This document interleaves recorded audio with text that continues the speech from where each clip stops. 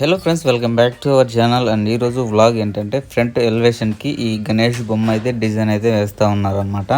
And ఈ design and ఈ Ganesh design ఏ విధంగా వేస్తారో మనం ఈ వ్లాగ్లో అయితే చూద్దాం. అండ్ మీలో కూడా ఎవరైనా డిజైన్స్ కావాలంటే కింద అయితే కామెంట్ చేయండి. మీకు ఈ కామెంట్ బాక్స్లో ఈ డిజైన్ వేసే వ్యక్తి నెంబర్ అయితే ఇస్తాను.